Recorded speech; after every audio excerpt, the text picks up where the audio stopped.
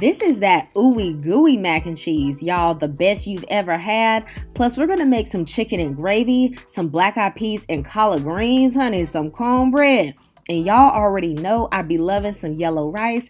You're gonna love this Sunday dinner. Let's go ahead and get started. Now, I have 10 pieces of bone-in dark meat. Okay, dark meat is the best for this type of recipe.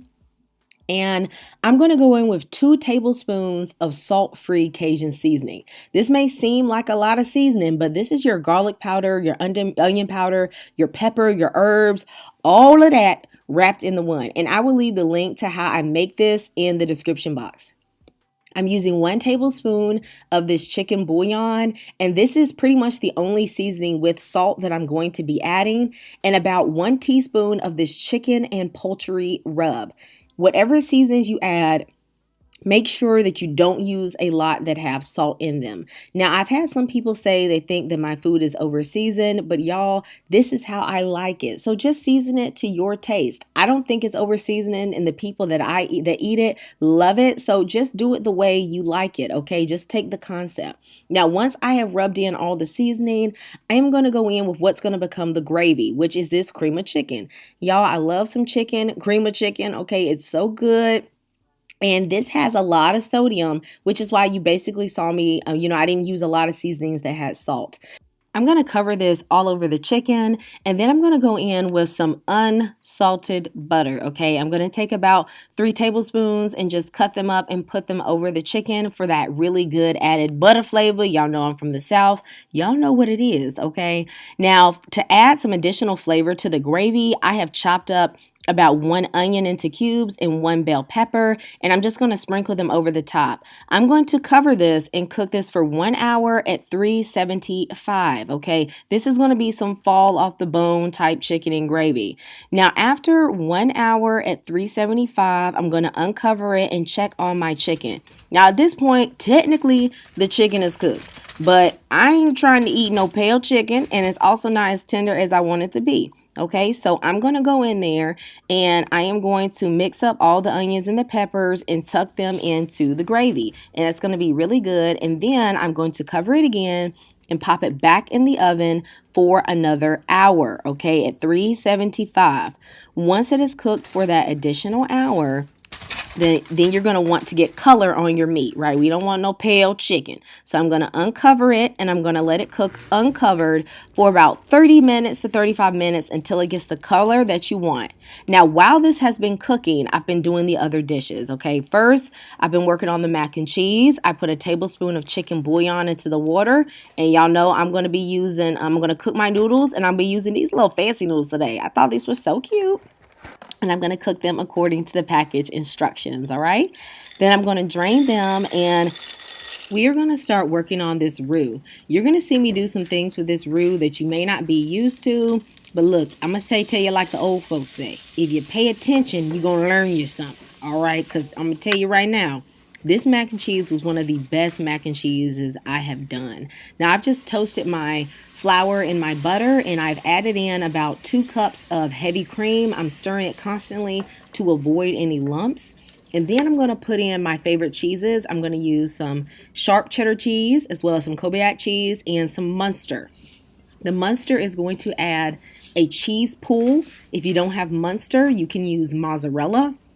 They basically will do the same thing. And then I'm going to just mix this well until the cheese melts in. Into my roux, I'm going to put 2 tablespoons of sour cream.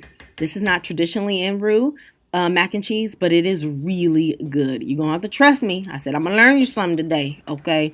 And then I'm going to go in to make it look really cheesy. About half a packet of the sazon with saffron. Okay, this is mostly for the color. No, it does not taste like sazon in your mac and cheese, but it does add a flavor enhancement, and because it is orange, it will make it look super cheesy. Y'all gonna have to trust me on this, okay? This vegeta is really delicious. I am loving this stuff because it adds that flavor enhancement, but it doesn't have the chicken flavor that I'm not looking for in a mac and cheese.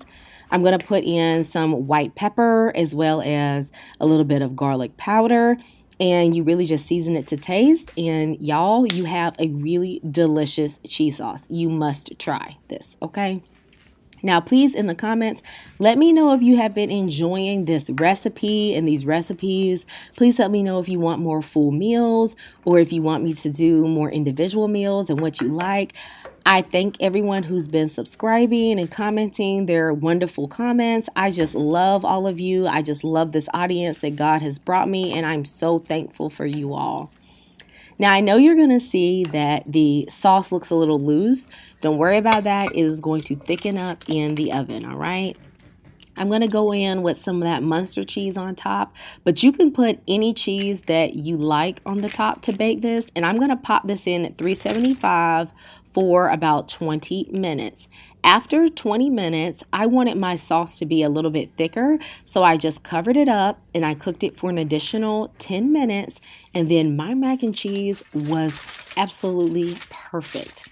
While this mac and cheese has been cooking, I've been working on the yellow rice. This is going to be some of the best yellow rice you have had. Go ahead and throw in about a tablespoon of butter and about 1/4 cup of a chopped onion. We're going to saute that for about a minute and then go in with 3 cloves of minced garlic, a bay leaf, and also some of this Sazon Tropical, which you guys know that I love, as well as a little bit of turmeric, which is going to actually make it yellow. And I'm going to toast this for about 30 seconds, and then I'm going to add in some Tonys. I'll be using the Tonys the same way I might use some salt. I have washed 2 cups of jasmine rice, and I'm going to allow it to toast. Toasting the rice brings out the aroma. It also gives it a really nice flavor, and I'm going to toast this until essentially the water around it that has been rinsed, what I used to rinse the rice, is dried up, and that's going to take about 3 minutes. It should also take on this nice, beautiful golden color. Then I will go in with 2 bouillon cubes that I've dissolved in some water, as well as about 3 cups of water, which should be enough to cook the rice. I will stir this and taste it for salt and seasoning, and then I'll cover and cook this for about 20 minutes on the lowest heat.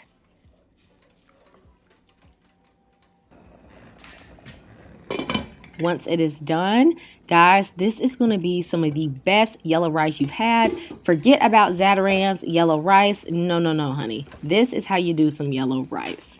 Now, for our last dish, we have the black-eyed peas and collard greens. So I have onion, bacon. You can use turkey bacon, though. Better than bouillon, 2 cans of black-eyed peas. And this is some garden kale and collard greens mixed together, as well as some more of the salt-free Cajun seasoning. And y'all know some Tonys now. Okay, now we're going to start out with sauteing the bacon just for about 2 minutes until it's a little soft. Then go ahead and toss in that onion and let that cook together for about 2 to 3 more minutes until most of the fat is rendered from the bacon. Putting your salt-free Cajun seasoning as well as that Tony's. Cook that together for just about 30 seconds. And then we're going to go in with our black-eyed peas. I actually don't drain it. I know some of y'all get paranoid and freaked out by the starch, but there's actually a lot of nutrients in there, so I prefer not to drain it. But if you want to, you can just add a little bit of extra water to it and put a little bit of extra better than bouillon to get that flavor back. But I really like the thickness that the starch from the can adds. It adds a lot of flavor. I'm going to season this up with about a teaspoon of better than bouillon. And I'll be using the Tonys, and I'll just get it until it's the taste that I like.